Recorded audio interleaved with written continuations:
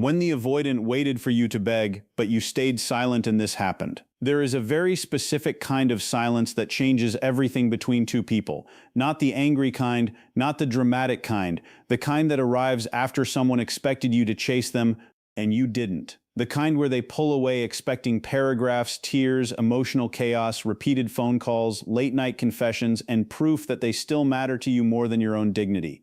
But instead, your side of the screen stays dark.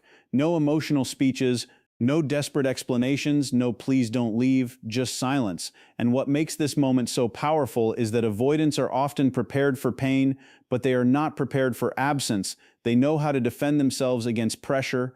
They know how to emotionally shut down when someone becomes too emotional, too needy, too reactive, but when you quietly disappear into your own peace instead of fighting for access to them, something strange begins happening inside them that they never expected. Because now they can't measure your attachment anymore. They can't feel your emotional energy reaching for them. They can't predict you. And unpredictability terrifies someone who survives through emotional control. So while they may look calm on the outside, internally the silence starts echoing louder every day.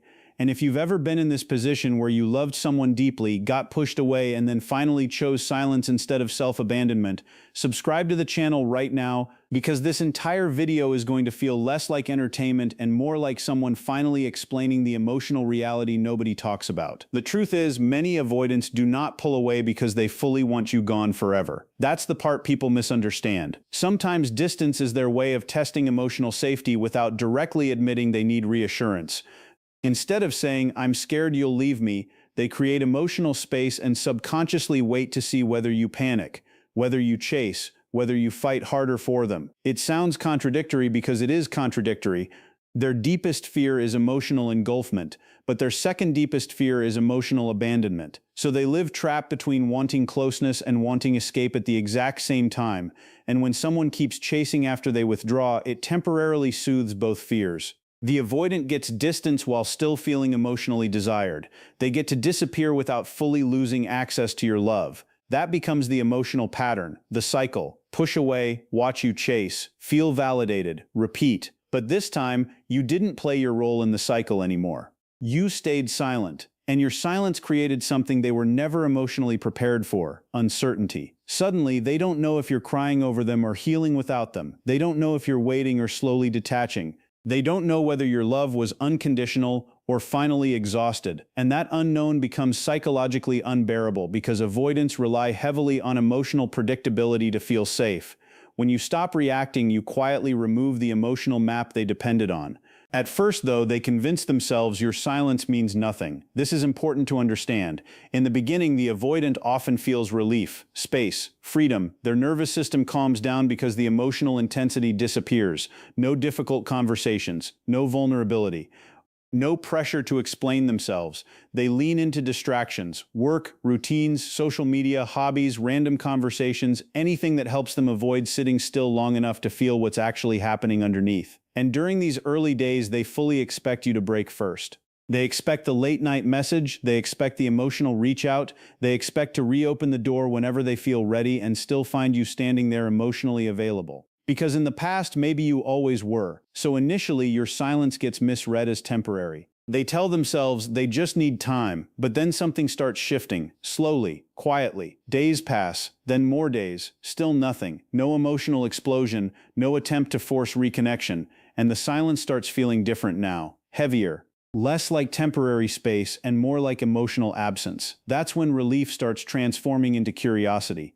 And curiosity for avoidance is dangerous because curiosity opens emotional doors they usually keep locked. Now their mind starts wandering back toward you in moments they can't control, while driving, while lying awake at night, while scrolling aimlessly. They begin checking indirectly, watching stories without interacting, looking for hidden meanings in your online activity, wondering whether certain posts are about them, replaying your old conversations in their head. And this part is rarely visible to outsiders because avoidants often process attachment privately and internally.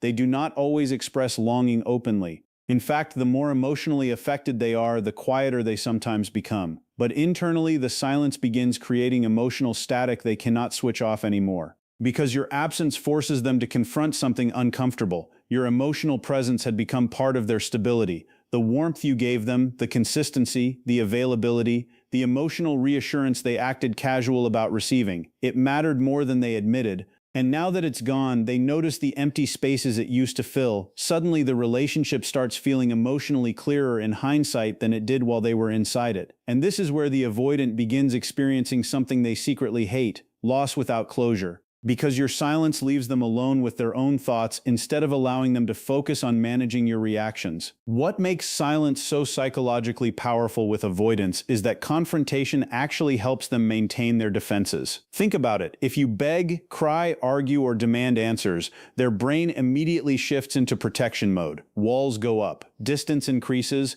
emotional shutdown activates, but silence removes the emotional target completely. There is nothing left to defend against. No pressure to escape, no emotional noise drowning out their own feelings, just them and the uncomfortable reality they were trying not to feel. That is why silence often reaches avoidance more deeply than emotional pursuit ever could, because now for the first time they are forced to experience the full emotional weight of your absence without distraction. And the strangest part is that your silence begins changing how they see you. Before, they may have unconsciously assumed your love would always remain accessible no matter how distant they became, but now your calmness starts looking powerful, your restraint starts looking attractive, your absence starts feeling real. And deep down, something shifts inside them when they realize you are no longer emotionally available on command. That realization shakes them because it forces them to confront a possibility they never prepared for. Maybe the person they expected to beg is actually learning how to live without them. And once that realization enters an avoidance mind, even briefly, the emotional balance between you starts changing in ways they cannot fully control anymore. Because now the silence is no longer just silence, it becomes a mirror. Every unanswered moment begins reflecting back the emotional truths they spent so long avoiding. They start noticing how often they expected you to carry the emotional weight of the relationship, how often they disappeared emotionally while still expecting your loyalty to remain untouched. And this awareness doesn't arrive all at once like some dramatic movie scene. It arrives quietly, in fragments, a random memory while hearing a familiar song, a moment of emptiness after laughing with other people and still feeling disconnected. A strange ache when they realize nobody else understood them the way you did. Avoidants are experts at suppressing emotions while relationships are active because closeness activates fear in them. But distance changes the environment completely. Once the relationship energy is gone, once your emotional presence is no longer constantly available, attachment starts surfacing in delayed waves, and the silence you gave them becomes the exact space where those feelings finally have room to breathe. That's the irony people don't talk about enough. The avoidant often feels your absence more deeply after you stop reaching for them than while you were actively loving them. At the same time, another battle begins inside them, one between pride and attachment. Pride tells them to stay distant. Pride reminds them that reconnecting means vulnerability. It means admitting they care. It means risking emotional exposure after spending so long protecting themselves from exactly that. But attachment does not disappear simply because someone avoids it. Attachment waits, quietly, patiently, and eventually it starts speaking louder than their defenses. Suddenly they find themselves wanting to check whether you're still accessible emotionally, wanting proof that the door isn't fully closed. And what makes this so emotionally confusing for avoidants is that they often mistake emotional dependency for weakness, so the more they feel pulled toward someone, the more conflicted they become internally. One part of them misses you deeply, another part resists needing anyone at all. That contradiction creates emotional tension they don't know how to regulate properly. So instead of directly expressing vulnerability, they often move indirectly. They lurk, they observe, they think about reaching out 10 times before actually doing it once. Because silence has now forced them into unfamiliar territory where they are no longer reacting from control but from uncertainty, and uncertainty activates attachment wounds and avoidance more than people realize. Then comes the loneliness, not surface-level loneliness, not boredom, real emotional loneliness. The kind that creeps in after distractions stop working. Because when you were there, even if they acted emotionally detached sometimes, your presence created a form of emotional grounding in their life. Your messages, your energy, your consistency, your emotional availability, it became part of their nervous system's background comfort. Human beings adapt quickly to emotional safety even when they pretend they don't need it, and avoidants are no exception. The difference is that they usually recognize the value of emotional safety only after it disappears. So now they begin noticing the silence in ordinary moments, nobody checking on them the way you did, nobody noticing small changes in their mood, nobody emotionally reaching toward them with patience and familiarity. And this is where many avoidants begin replaying the relationship differently in their mind. While the relationship was active, their focus may have stayed locked onto pressure, expectations, vulnerability, or fear of losing independence. But after silence settles in, the brain often starts filtering memories through loss instead of fear. Suddenly they remember your softness more vividly, your effort, your understanding, the way you stayed emotionally present even when they struggled to reciprocate consistently. And the painful part for them is realizing too late how emotionally rare that actually was. That replaying process becomes almost obsessive in quiet moments. Old conversations start sounding different in hindsight. Things they dismissed emotionally before now hit them with delayed meaning. Maybe they remember moments where you tried to communicate calmly while they withdrew, moments where you gave reassurance while secretly needing reassurance yourself, moments where your patience was mistaken for emotional weakness instead of emotional maturity. And because avoidants struggle to process emotions in real time, they often don't fully understand the emotional significance of relationships until distance creates clarity. That's why silence becomes so psychologically intense for them. It removes emotional overstimulation and leaves them alone with reflection. And reflection can become unbearable when someone starts realizing they may have pushed away the very person who loved them most consistently. But instead of openly admitting this realization, many avoidants begin testing emotional access carefully. Small actions, indirect signals, maybe a random reaction to a story after weeks of silence, a casual check-in that feels emotionally colder than what they actually feel inside. A message disguised as friendliness when it's really anxiety underneath. Because they are trying to answer one terrifying question without directly asking it, do I still have access to you? And this is where your continued silence or even your calmness starts transforming the entire dynamic completely. Because if you respond differently now, if your energy feels lighter, calmer, less emotionally desperate, the avoidant immediately notices it. They may not say it out loud, but they feel the shift deeply. The person who once over-explained, overgave, and overreached emotionally is no longer operating from fear of loss, and that changes everything psychologically. Because avoidants are highly sensitive to emotional pressure, but they are also deeply affected by emotional absence when attachment exists underneath. Your calmness communicates something powerful without saying a single word. You are no longer abandoning yourself to keep them comfortable. And for many avoidants, this becomes the moment real panic quietly begins forming beneath the surface. Not because you yelled, not because you demanded closure, but because your silence forced them to confront the possibility that you are emotionally moving forward without needing their validation anymore. And that possibility feels far more threatening than any argument ever could. Because underneath the calm exterior avoidance try so hard to maintain, silence has now started activating emotions they buried for years, sometimes even long before you ever entered their life. That is the deeper reason your silence affects them so intensely. It is not just about missing you. It is about finally losing the distractions that help them avoid themselves. When relationships are active, avoidance can focus on external things, the pressure, the expectations, the fear of vulnerability, the need for space. But when the relationship energy disappears and your emotional pursuit stops completely, they are left alone with their own internal world.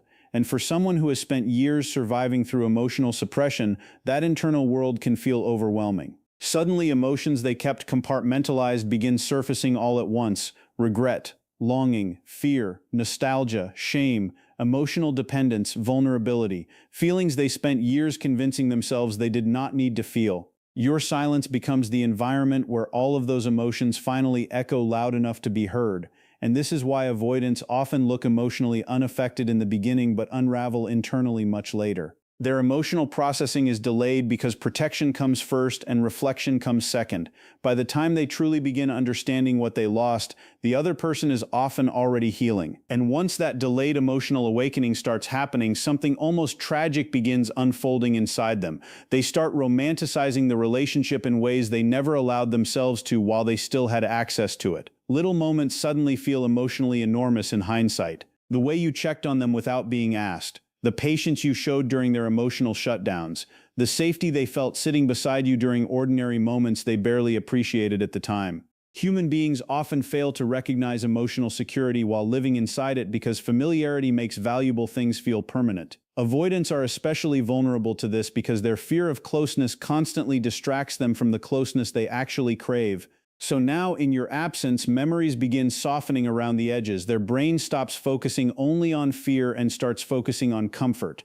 And comfort is dangerous for avoidants to revisit emotionally because it exposes how deeply attached they actually became beneath all the distance. They may replay your laugh in their mind unexpectedly, reread old messages they once ignored casually, revisit places, songs, routines, or tiny details connected to you, and the silence makes every memory louder because there is no new emotional interaction interrupting the reflection anymore. This is often the stage where avoidants begin realizing that your love was not suffocating them the way they once convinced themselves it was. In reality, it may have been one of the few emotionally stable things they ever experienced. Then comes the stage they fear the most, the realization that you might actually move on. Not theoretically, not emotionally halfway, truly move on. And this realization tends to hit avoidants suddenly rather than gradually. Maybe they notice your energy feels different when you finally do interact.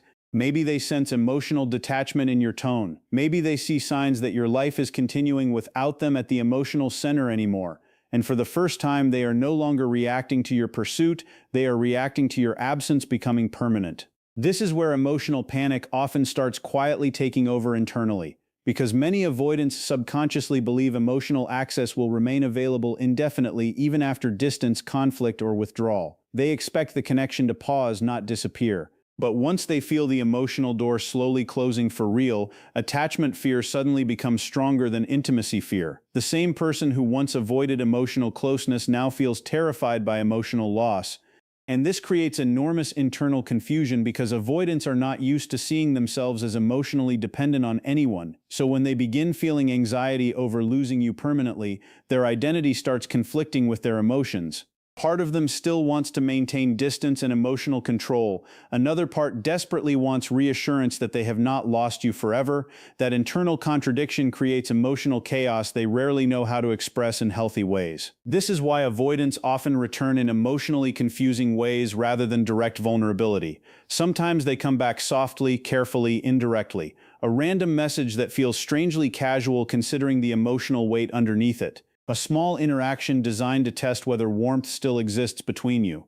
They may avoid discussing the relationship directly at first because direct vulnerability still feels threatening. But underneath those small actions is often fear. Fear that they waited too long, fear that your silence changed you permanently, fear that you no longer emotionally need them the way you once did. And this is where an important distinction has to be understood, because not every return means emotional growth. Some avoidants return because loneliness hurts. Some return because they miss emotional access, comfort, validation, or familiarity. But others return because silence forced them into genuine self-confrontation. Those are two very different realities. One wants relief from pain, the other wants transformation. One seeks to restore emotional comfort without changing the pattern. The other begins recognizing the pattern itself as the problem, and the difference becomes visible in accountability, in consistency, in emotional honesty, in whether they can finally sit inside vulnerability without running the second intimacy becomes real again. Because the truth is, silence itself does not manipulate avoidance. Silence simply removes the emotional noise that once protected them from fully feeling the consequences of distance. That is what makes it so powerful. You stopped forcing awareness onto them externally, so awareness had to develop internally instead. And internal realizations always hit deeper than arguments ever do. Nobody convinced them to miss you, nobody pressured them into valuing you. Your absence allowed reality to speak without interruption, and reality becomes difficult to ignore when someone realizes they lost a connection that felt emotionally rare. Especially when they begin noticing how emotionally exhausting surface-level interactions with other people feel compared to the depth, safety, and understanding they once had with you. Because people often think avoidants do not feel deeply, but that is rarely true. Many of them feel too deeply. The problem is not absence of emotion. The problem is fear of emotional dependence, fear of vulnerability, fear of losing themselves inside closeness. But silence changes the emotional equation completely. It removes the immediate fear of intimacy and replaces it with the heavier reality of loss. And sometimes that is the first moment an avoidant truly sees the relationship clearly. And while all of this is happening inside the avoidant, something equally important is happening inside you too. That is the part people overlook when they talk about silence. They focus entirely on whether the avoidant misses you, returns, regrets things, or finally wakes up emotionally. But silence changes the person who stayed silent just as much as the person being left behind by it. Because in the beginning, your silence may have felt forced, heavy, painful. Every instinct inside you probably wanted to reach out, explain yourself one more time, ask whether they cared, fight for clarity, fight for reassurance, fight for the relationship itself. You were not silent because you stopped loving them instantly. You were silent because constantly chasing someone emotionally was slowly destroying your sense of self. And at first, the silence hurts because it removes your usual coping mechanism too. No more checking whether they replied, no more trying to decode mixed signals, no more emotional bargaining. Just you sitting alone with your own attachment, your own grief, your own emptiness. But then, little by little, something begins shifting inside you. The same silence that forced the avoidant into reflection begins rebuilding you from the inside out. You start noticing how much energy you spent trying to keep the connection alive almost entirely on your own. You start recognizing how often you abandon your own emotional needs just to maintain closeness with someone emotionally unavailable. And the painful part is realizing that love alone was never the issue. You loved deeply, you cared genuinely, you stayed patient longer than most people would have. But somewhere along the way, your love became mixed with self-erasure. You became so focused on proving your worth to someone emotionally distant that you stopped protecting your own peace. And silence interrupts that cycle. Not immediately, not dramatically, but gradually. One day you wake up and realize you did not check your phone the second you opened your eyes. Another day passes and you notice their absence no longer ruins your entire mood.